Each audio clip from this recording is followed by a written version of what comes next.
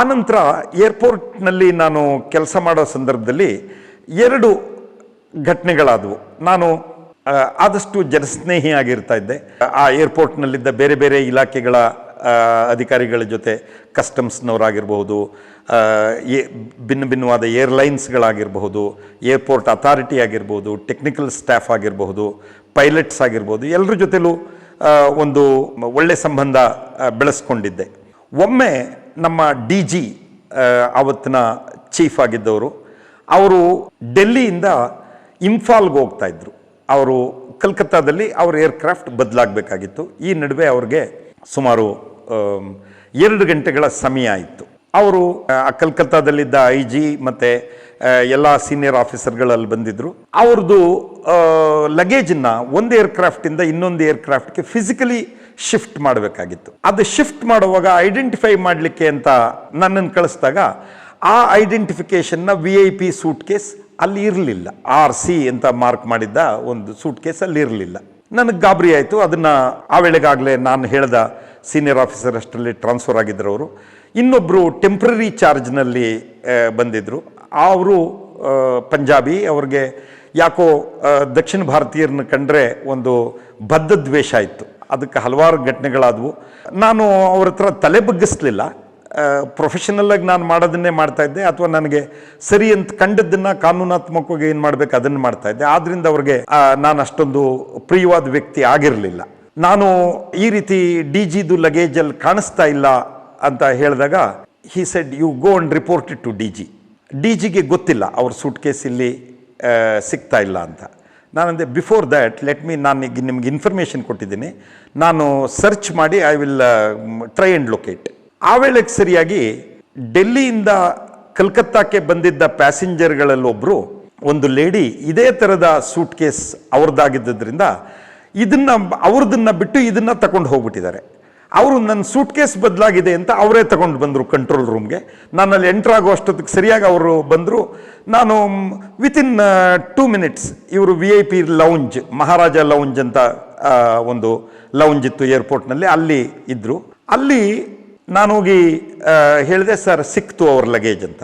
ಈ ಆಫೀಸರ್ ಅವಶ್ಯಕತೆ ಇಲ್ಲದೆ ಇದ್ದರು ನನ್ನನ್ನು DG ಮುಂದ್ಗಡೆ ಕಳಿಸಿದ್ರು, ಹೇಳು ನೀನು ಹೋಗಿ ಅವ್ರಿಗೆ ಅಂತ.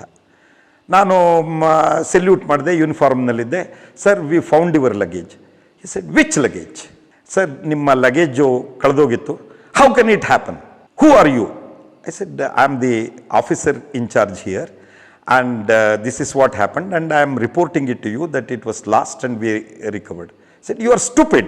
ನನಗೆ ಆ ಥರದ ಭಾಷೆ ಇನ್ನೊಬ್ಬರ ಕೈಯಲ್ಲಿ ಕೇಳಿಸ್ಕೊಳ್ಳೋ ಜಾಯಮಾನ ಇರಲಿಲ್ಲ.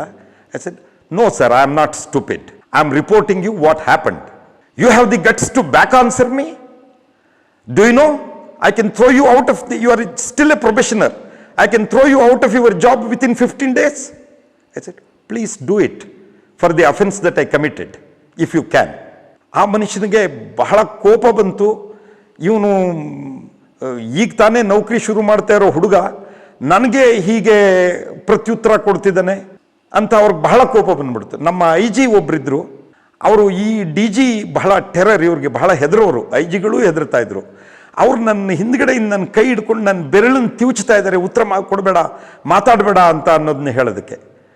I pulled my hand back. I said, throw me out if you can ಅಂತ ನಾನು ಹೇಳಿದ ಮೇಲೆ ಅವ್ರಿಗೆ ಬಹಳ ಕಷ್ಟ ಆಯಿತು. ಆಮೇಲೆ ಯು ಕ್ಯಾನ್ ಗೋ ಔಟ್ ಅಂದರು. I went out. ಅದಾದ ನಂತರ ಏನಾಯಿತು ಅಂತ ಅಂದರೆ, ಸುಮಾರು 15 ದಿವಸ ನಾನು ಸಸ್ಪೆನ್ಷನ್ ಆರ್ಡರ್ ಬರ್ಬೋದು, ನನ್ನ ಮೇಲೆ ಎನ್ಕ್ವೈರಿ ಆಗಬಹುದು ಅಂತ ಅನ್ನೋ ಟೆನ್ಷನ್ನಲ್ಲೇ ಇದ್ದೆ. ಅಂಥದ್ದು ಏನೂ ಆಗಲಿಲ್ಲ.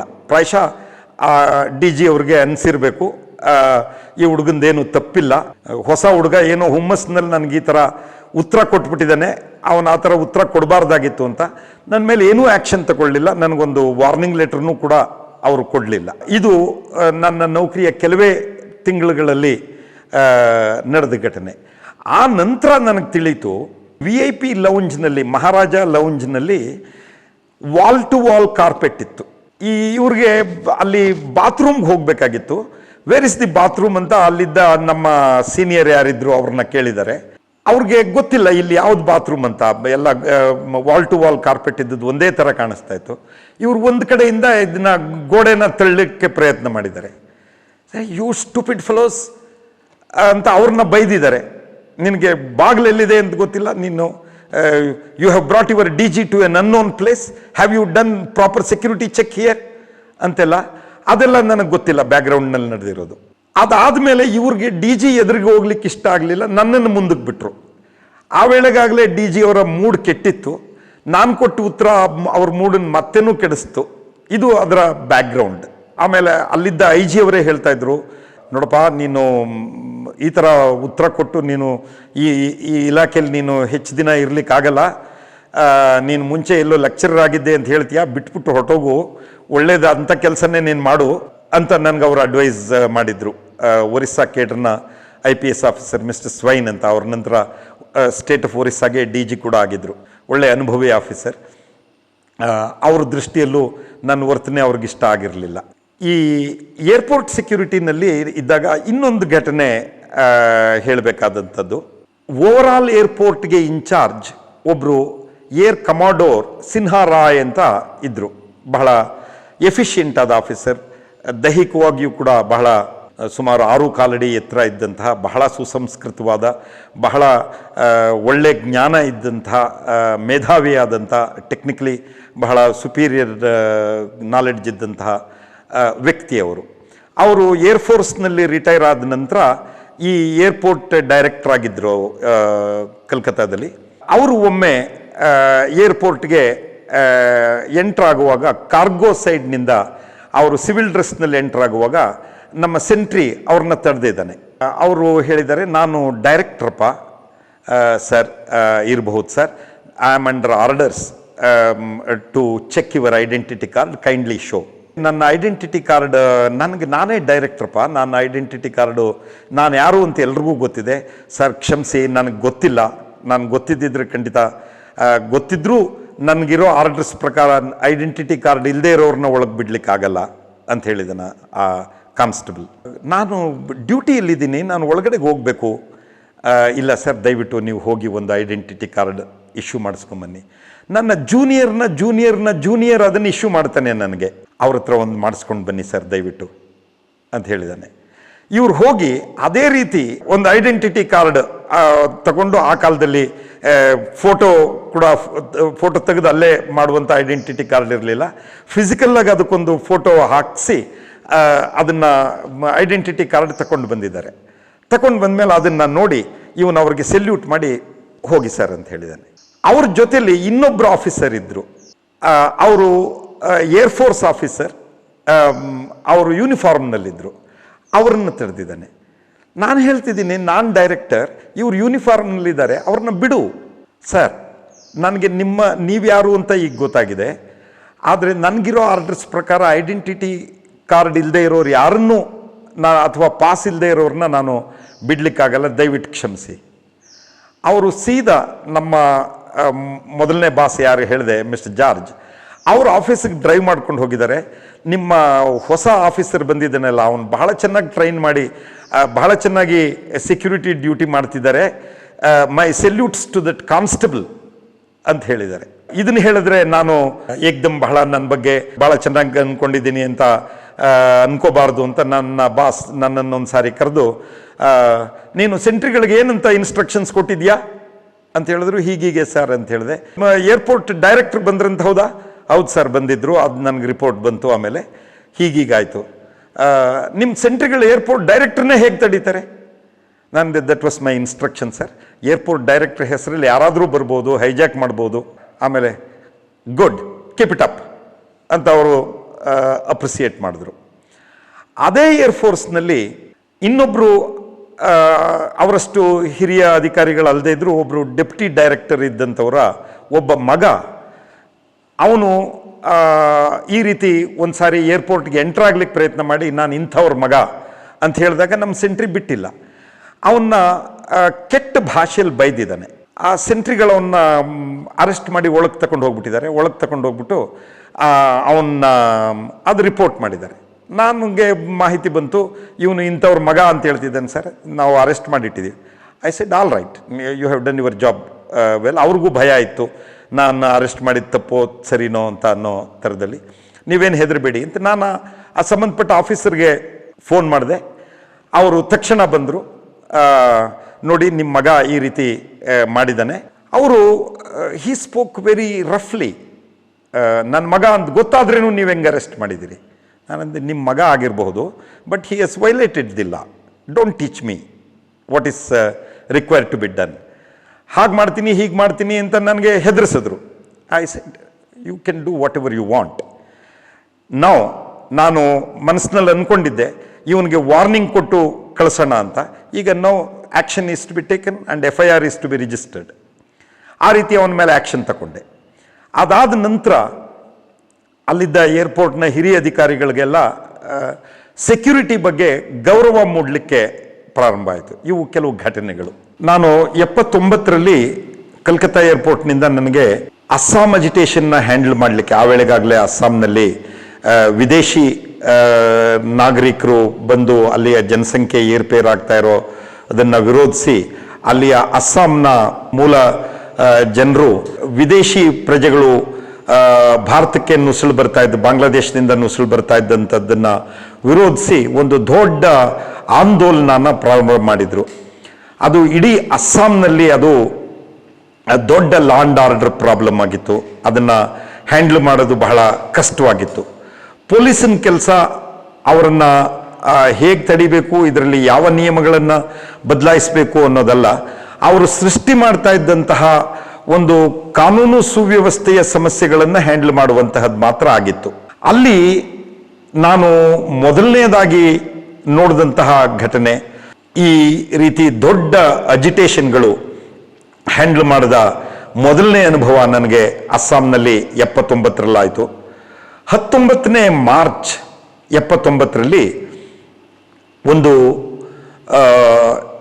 ಇಡೀ ಅಸ್ಸಾಂ ಬಂದ್ ಮಾಡಿ, ಪೂರ್ತಿ ಅಸ್ಸಾಂನಲ್ಲಿ ನಾವು ಕರ್ಫ್ಯೂ ಏರ್ಪಡಿಸಿದ್ವಿ. ನಾನು ಗುವಾಹಟಿನಲ್ಲಿ ಚಾಂದ್ಮಾರಿ ಅನ್ನೋ ಒಂದು ಏರಿಯಾದ ಸೆಕ್ಟರ್ ಕಮಾಂಡರ್ ಆಗಿದ್ದೆ. ನಾನು ಆ ಏರಿಯಾದ ಜವಾಬ್ದಾರಿ ನಂದಾಗಿತ್ತು. ಅಲ್ಲಿ ಆಯಿಲ್ ಇನ್ಸ್ಟಾಲೇಷನ್ಗಳೆಲ್ಲ ಇದ್ವು. ಅದರ ಸೆಕ್ಯೂರಿಟಿ ದೃಷ್ಟಿಯಿಂದ ಅಲ್ಲಿ ಯಾರೂ ಗುಂಪು ಸೇರಿದ ಹಾಗೆ, ಏನೊಂದು ಅಹಿತಕರ ಘಟನೆಗಳಾಗದ ಹಾಗೆ, ಯಾವುದೇ ಬೆಂಕಿ ಅನಾಹುತ ಆಗದ ಹಾಗೆ ನೋಡ್ಕೊಳ್ಳುವಂಥ ದೊಡ್ಡ ಜವಾಬ್ದಾರಿ ನನ್ನ ಮುಂದಿತ್ತು. ಸಾಮಾನ್ಯವಾಗಿ ಕರ್ಫ್ಯೂ ಅಂತ ಅಂದರೆ ಜನರೆಲ್ಲರೂ ಮನೆ ಒಳಗಡೆ ಇರ್ತಾರೆ. ಆದರೆ ಅವತ್ತು ನಾನು ನೋಡಿದ ಅನುಭವ ತೀರಾ ಭಿನ್ನವಾಗಿತ್ತು. ಎಲ್ಲ ಹೆಂಗಸರು, ಮಕ್ಕಳು ಗಾಂಧಿ ಫೋಟೋನ ಹಿಡ್ಕೊಂಡು ಬೀದಿಯಲ್ಲಿ ಮೌನ ಮೆರವಣಿಗೆ, ಬಾಯಿಗೆ ಕಪ್ಪು ಪಟ್ಟಿ ಹಾಕ್ಕೊಂಡು ಮೌನವಾದ ಮೆರವಣಿಗೆ, ಕರ್ಫ್ಯೂನ ವೈಲೇಟ್ ಮಾಡ್ತಿದ್ದಾರೆ. ಅವ್ರನ್ನ ಹೇಗೆ ತಡೆಯೋದು? ಅವ್ರ ಮೇಲೆ ಬಲಪ್ರಯೋಗ ಮಾಡಲಿಕ್ಕಾಗತ್ತೆಯೇ? ಅಥವಾ ಕರ್ಫ್ಯೂನ ಅವರು ಮುರಿತಾ ಇರೋದನ್ನ ಬಿಟ್ಬಿಡ್ಲಿಕ್ಕಾಗತ್ತೆಯೇ? ಅದನ್ನು ಹೇಗೆ ಹ್ಯಾಂಡಲ್ ಮಾಡಬೇಕು ಅಂತ ಅನ್ನೋದು ಬಹಳ ಚಾಲೆಂಜಿಂಗ್ ಆದ ಪ್ರಶ್ನೆ ಆಗಿತ್ತು. ಅವ್ರನ್ನ ಪ್ರಜಾಸತ್ತಾತ್ಮಕವಾಗಿ ಅವರ ಭಾವನೆಗಳನ್ನು ಎಕ್ಸ್ಪ್ರೆಸ್ ಮಾಡೋದಕ್ಕೆ ಸಾಧ್ಯವಿದೆ, ಆದರೆ ಅದನ್ನು ತಡೆಯೋದು ಹೇಗೆ? ಆ ಚಾಂದ್ಮಾರಿ ಏರಿಯಾದಲ್ಲಿ ನಾವು ಕನ್ಸರ್ಟಿನ ಕಾಯಿಲ್ಗಳನ್ನ ಹಾಕಿ ಅವ್ರ ಮುಂದಕ್ಕೆ ಬರೆದ ಹಾಗೆ ಅಬ್ಸ್ಟ್ರಕ್ಷನ್ಗಳನ್ನ ಮಾಡಿ ಅವ್ರ ಮೇಲೆ ಬಲಪ್ರಯೋಗ ಮಾಡದೇ ಇದ್ರೂ ಅವರನ್ನ ಫಿಸಿಕಲ್ ಆಗಿ ಮುಂದಕ್ಕೆ ಹೋಗದ ಹಾಗೆ ತಡೆದು, ಅವತ್ತು ಯಾವೊಂದು ಘಟನೆ ಆಗದ ಹಾಗೆ, ಒಂದು ಲಾಠಿ ಚಾರ್ಜ್ ಕೂಡ ಆಗದ ಹಾಗೆ, ಮತ್ತೆ ಅವರಿಂದ ಅಂಥದ್ದೇನು ಎಂಟೈರ್ ಪ್ರೆಸ್ ಅಲ್ಲಿತ್ತು, BBC ಇಂದ ಎಲ್ಲರೂ ಅದನ್ನು ವಾಚ್ ಮಾಡ್ತಾ ಇದ್ರು. ನಾವು ಮಾಡಬಹುದಾದ ಯಾವುದೇ ಒಂದು ತಪ್ಪು ಅವತ್ತು ಬಹಳ ದೊಡ್ಡ ಮಟ್ಟದಲ್ಲಿ ಚರ್ಚೆಗೆ ಒಳಪಡಬೇಕಾಗಂತ ಸ್ಥಿತಿ ಅದಿತ್ತು. ಅದನ್ನ ನಾವು ಧೃತಿಗೆಡದೆ ಅವ್ರನ್ನ ಚಾಂದ್ಮಾರಿ ಏರಿಯಾಕ್ಕೆ ಹೋಗ್ಲಿಕ್ಕೂ ಆಗದ ಹಾಗೆ ಲಕ್ಷದ ಸಂಖ್ಯೆಯಲ್ಲಿದ್ದಂತಹ ಜನರನ್ನ ಅವರು ತಡೆದ್ವಿ. ಇದರಲ್ಲಿ ನಾವು ನಮ್ಮ ಸಾಧನೆಗಿಂತಲೂ ಹೆಚ್ಚಾಗಿ ಅಜಿಟೇಷನ್ ಮಾಡ್ತಾ ಇದ್ದಂತಹ ಜನಗಳಲ್ಲಿದ್ದಂತಹ ಶಿಸ್ತು, ಕ್ರಮಬದ್ಧತೆ, ಅವರು ಈ ಕಾನೂನಿನ ವಿರುದ್ಧ, ಈ ವಿದೇಶಿ ನಾಗರಿಕರು ಭಾರತಕ್ಕೆ ನುಸುಳ್ತಾ ಇದ್ದಾರೆ, ಅಸ್ಸಾಂನಿಂದ ಉತ್ಪತ್ತಿಯಾಗುವ ತೈಲ ಪದಾರ್ಥಗಳನ್ನ ದೇಶದ ಬೇರೆ ಭಾಗಗಳಿಗೆ ಹೋಗೋದನ್ನ ನಾವು ತಡಿತೇವೆ, ಇದು ಅಸ್ಸಾಂನವರ ವಿರುದ್ಧ ಆಗ್ತಾ ಇರುವಂತಹ ದೊಡ್ಡ ಅನ್ಯಾಯ ಅನ್ನುವಂತಹ ಭಾವನೆ ಆ ಜನಗಳ ಮನಸ್ಸಿನಲ್ಲಿತ್ತು. ಇದರಲ್ಲಿ ಅವರು ಯಾವ ಅಶಿಸ್ತಿನ ಕ್ರಮಗಳನ್ನು, ಯಾರು ಕಲ್ಲು ಹೊಡಿಲಿಲ್ಲ, ಯಾರು ಪೊಲೀಸ್ನವ್ರ ಮೇಲೆ ವೈಲೆನ್ಸ್ ಮಾಡ್ಲಿಕ್ಕೆ ಹೋಗ್ಲಿಲ್ಲ, ಕಾನೂನನ್ನ ಮುರಿದ್ರಷ್ಟೇ. ಇದೇ ಕೆಲಸನೂ ಗಾಂಧಿ ಕೂಡ ಮಾಡಿದ್ರು. ಈ ತರಹದ ಒಂದು ಪೀಸ್ಫುಲ್ ಅಜಿಟೇಷನ್ನ ಹಲವಾರು ಬಾರಿ ಪೊಲೀಸ್ ಮಿಸ್ಹ್ಯಾಂಡ್ಲಿಂಗ್ನಿಂದ ಅವರನ್ನ ವೈಲೇಟ್ ಆಗುವ ರೀತಿಯಲ್ಲಿ ಪರಿಸ್ಥಿತಿ ಬೆಳೆದು ಬಿಡುತ್ತೆ. ಅದನ್ನ ತಡೆಯೋದ್ರಲ್ಲಿ ನಾವು ಸಕ್ಸಸ್ ಆಗಿದ್ದು ನನಗೆ ಎರಡನೇ ಒಂದು ವೃತ್ತಿಯಲ್ಲಿ ತಂದುಕೊಟ್ಟ ಒಂದು ಸಮಾಧಾನ. ಬಾಂಗ್ಲಾದೇಶ್ ಮತ್ತೆ ಭಾರತದ ನಡುವಿನ ಬಾರ್ಡರ್ ಬಹಳ ಪೋರಸ್ ಆಗಿದೆ. ಅದು 100 ಮೈಲಿ ಇರುವಂತಹ ಬಾರ್ಡರ್. ಅಲ್ಲಿ ಹಲವಾರು ನದಿಗಳು ಭಾರತದಿಂದ ಬಾಂಗ್ಲಾದೇಶಕ್ಕೆ ಹರ್ಕೊಂಡು ಹೋಗ್ತವೆ, ಪ್ರಮುಖವಾಗಿ ಬ್ರಹ್ಮಪುತ್ರ ಮತ್ತೆ ಅದರ ಉಪನದಿಗಳು. ಬ್ರಹ್ಮಪುತ್ರ ನದಿ ಅಂತ ಅನ್ನೋದು ಅದನ್ನ ನದಿ ಅಂತ ಹೇಳೋದೇ ಕಷ್ಟ ಆಗುತ್ತೆ. ಅದು ಒಂದು ಸಮುದ್ರದೋಪಾದಿಯ ನದಿ. ಅದು ಒಂದು ದಡದಿಂದ ಇನ್ನೊಂದು ದಡ ಕಾಣಿಸಲ್ಲ. ಸ್ಪೀಡ್ ಬೋಟ್ನಲ್ಲಿ ಕುತ್ಕೊಂಡು ನಾವು ಈ ದಡದಿಂದ ಆ ದಡಕ್ಕೆ ಹೋಗುವಾಗ ಸುಮಾರು 3 ಗಂಟೆಗಳ ಸಮಯ ಹಿಡಿಯುತ್ತೆ ದಿಬ್ರುಗಢ್ನಲ್ಲಿ.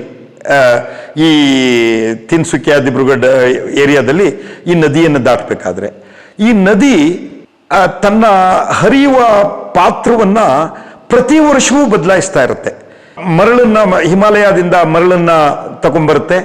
ಇದು ತನ್ನ ಪಾತ್ರ ಬದಲಾಯಿಸ್ಕೊಂಡು ಈ ವರ್ಷ ಹರಿತಾ ಇದ್ದ ನದಿ ಮುಂದಿನ ವರ್ಷಕ್ಕೆ ಇನ್ನೊಂದು ಕಡೆ ಹರಿತಾ ಇರುತ್ತೆ. ಅದು ದಕ್ಷಿಣ ಭಾರತದ ನದಿಗಳು ಒಂದು ಪಾತ್ರದಲ್ಲಿ ಒಂದು ಮಾರ್ಗದಲ್ಲಿ ಹರಿಯುತ್ತೆ, ಆಳವಾಗಿರ್ತವೆ. ಆ ಕಡೆ ಈ ಕಡೆ ಎತ್ತರವಾದ ಪ್ರದೇಶ ಇರುತ್ತೆ. ಪ್ರವಾಹ ಬಂದರೂ ಅದನ್ನ ತಡ್ಕೊಳ್ಳೋ ಶಕ್ತಿ ಆ ಅಕ್ಕಪಕ್ಕದ ಜಾಗಗಳಲ್ಲಿ ಇರುತ್ತೆ.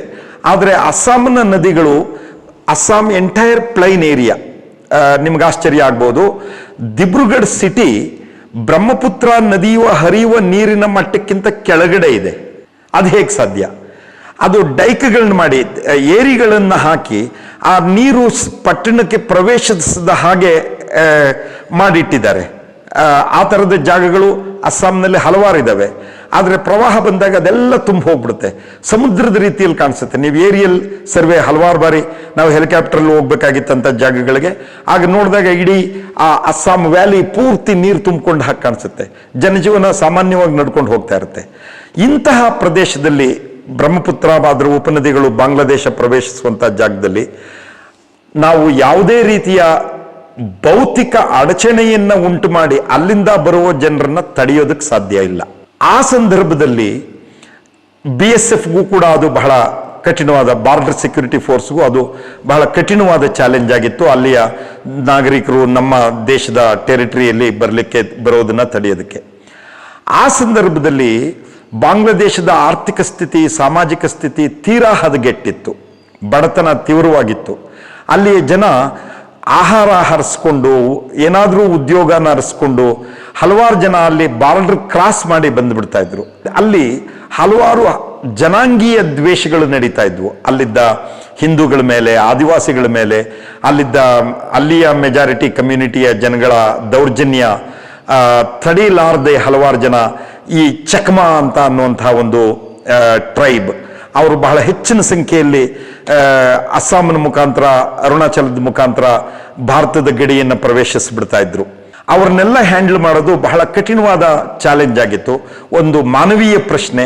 ಈ ಹೊಟ್ಟೆಗಿಲ್ದಂಥ, ಗುಂಡು ಹೊಡೆದ್ರೆ ಪ್ರತಿರೋಧ ಇಲ್ಲದೆ ಸಾಯ್ತಾ ಇದ್ದಂತಹ ಜನಗಳನ್ನ ತಡಿಲಿಕ್ಕಾಗದೇ ಇರುವಂತಹ ಈ ಥರದ ವಿಶಾಲವಾದ ಬಾರ್ಡರ್ನಲ್ಲಿ ಅವ್ರನ್ನ ತಡೆಯೋದು ಬಹಳ ಕಷ್ಟ ಆಗ್ತಾ ಇತ್ತು. ಆಗ ಅಸ್ಸಾಂ ಮತ್ತೆ ತ್ರಿಪುರಾ ಮತ್ತೆ ಕೆಲವು ನಾರ್ತ್ ಈಸ್ಟ್ನ ಕೆಲವು ರಾಜ್ಯಗಳ ಜನಸಂಖ್ಯೆಯ ಮೇಲೆ ಬಹಳ ಪ್ರತಿಕೂಲವಾದ ಪರಿಣಾಮ ಬೀರ್ತಾ ಇತ್ತು. ಅಲ್ಲಿಯ ಮೂಲ ನಿವಾಸಿಗಳ ಸಂಖ್ಯೆಗಿಂತ ಈ ಇಮಿಗ್ರೆಂಟ್ಸೇ ಹೆಚ್ಚಾಗಿದ್ರು. ನಿಮ್ಮೆಲ್ರಿಗೂ ಗೊತ್ತಿರೋ ಹಾಗೆ ಭಾರತ, ಬಾಂಗ್ಲಾದೇಶ ಅಥವಾ ಆವತ್ತಿನ ಪಾಕಿಸ್ತಾನ ಒಂದೇ ದೇಶಕ್ಕೆ ಸೇರಿದ್ದಾಗಿತ್ತು. ಆಮೇಲೆ ಅಲ್ಲಿ ವೆಸ್ಟ್ ಪಾಕಿಸ್ತಾನ್, ಈಸ್ಟ್ ಪಾಕಿಸ್ತಾನಿಯರ ಮೇಲೆ ಹೆಚ್ಚು ಬೆಂಗಾಲಿಗಳೇ ಆಗಿದ್ದ ಈಸ್ಟ್ ಪಾಕಿಸ್ತಾನಿಯರ ಮೇಲೆ ಅಲ್ಲಿಯ ಈ ಪಂಜಾಬಿ ಡಾಮಿನೆಂಟ್ ಆಗಿದ್ದಂತಹ ಆರ್ಮಿ ನಡೆಸಿದ ದೌರ್ಜನ್ಯದ ವಿರುದ್ಧ ಮುಜಿಬುರ್ ರೆಹಮಾನ್ ಅವರ ನೇತೃತ್ವದಲ್ಲಿ ನಡೆದಂತಹ ಒಂದು ಚಳುವಳಿ ಮತ್ತೆ ಮುಕ್ತಿವಾಹಿನಿ ಅಂತ ಅನ್ನುವ ಒಂದು ಗ್ರೂಪನ್ನು ಸೃಷ್ಟಿ ಮಾಡಿ ಅವರು ಈ ಸೈನಿಕರ ವಿರುದ್ಧ ಹೋರಾಡಿದಾಗ ಒಂದು ಹಂತದಲ್ಲಿ ಭಾರತ ಸೈನ್ಯ ಪ್ರವೇಶ ಮಾಡಿ ಸುಮಾರು 90,000 ಪಾಕಿಸ್ತಾನಿ ಸೈನಿಕರು ಮತ್ತೆ ಸೈನ್ಯಾಧಿಕಾರಿಗಳನ್ನ ಶರಣಾಗತರಾಗುವ ಹಾಗೆ ಮಾಡಿದ್ದಂಥದ್ದು ಇತಿಹಾಸ. ಪ್ರಪಂಚದ ಮಿಲಿಟರಿ ಇತಿಹಾಸದಲ್ಲಿ ಒಂದು ಕದನದಲ್ಲಿ ಈ ರೀತಿ 90,000 ಅಧಿಕಾರಿಗಳು ಮತ್ತು ಸೈನಿಕರು, ಸಶಸ್ತ್ರ ಸೈನಿಕರು ಸರೆಂಡರ್ ಆದಂತಹ ಘಟನೆ ವಿಶ್ವದಲ್ಲಿ ಬೇರೆಲ್ಲೂ ಇಲ್ಲ. ಆ ಥರದ ಒಂದು ಮಹತ್ವಪೂರ್ಣವಾದ ಸಾಧನೆಯನ್ನ ಭಾರತದ ಸೈನಿಕರು ಅವತ್ತಿನ ದಿನ ಮಾಡಿದರು. ಬಾಂಗ್ಲಾದೇಶ ಸೃಷ್ಟಿಯಾದಾಗ 70ಸ್ನಲ್ಲಿ ಜನ ಈ ಕಡೆಯಿಂದ ಆ ಕಡೆಗೆ ಹೋಗೋದು, ಆ ಕಡೆಯಿಂದ ಈ ಕಡೆಗೆ ಹೋಗೋದು ಅಷ್ಟೊಂದು ಕಷ್ಟದ ಕೆಲಸವೇನಾಗಿರಲಿಲ್ಲ. ಅಲ್ಲಿಂದ ಬಂದಂತಹ ಜನಗಳ ಸಂಖ್ಯೆ ಬಹಳ ಹೆಚ್ಚಾದದ್ರಿಂದ ಅಸ್ಸಾಂನ ಜನ ಅದನ್ನು ವಿರೋಧಿಸಿ ದೊಡ್ಡ ಚಳುವಳಿ ಪ್ರಾರಂಭ ಮಾಡಿದ್ರು. ಇದು ಆಸು, ಆಲ್ ಅಸ್ಸಾಂ ಸ್ಟೂಡೆಂಟ್ಸ್ ಯೂನಿಯನ್ ಅಂತ ಅನ್ನುವಂತಹ ಒಂದು ಸ್ಟೂಡೆಂಟ್ಸ್ ನೇತೃತ್ವದಲ್ಲಿ ಪ್ರಾರಂಭ ಆದಂತಹ ಈ ಚಳುವಳಿ ಅಸ್ಸಾಂನ ಮನೆ ಮನೆಗೂ ಪ್ರವೇಶಿಸಿ ಫಾರಿನರ್ಸ್ನ ತಡೆಯಿರಿ ಅಂತ ಅನ್ನುವಂತಹ ಒಂದು ಚಳುವಳಿ ಪ್ರಾರಂಭ ಆಯಿತು. ಆ ಸಂದರ್ಭದಲ್ಲಿ ಗುವಾಹಟಿ ಅಂತ ಒಂದು ಪ್ರದೇಶದಲ್ಲಿ ಲಾ ಅಂಡ್ ಆರ್ಡರ್ನ ಮೇಂಟೈನ್ ಮಾಡೋದು ಬಹಳ ಕಠಿಣವಾದ ಕೆಲಸವಾಗಿತ್ತು. ಇನ್ನೂ ಹಲವಾರು ಅನುಭವಗಳು ಆ ಸಂದರ್ಭದಲ್ಲಿ ಆದವು.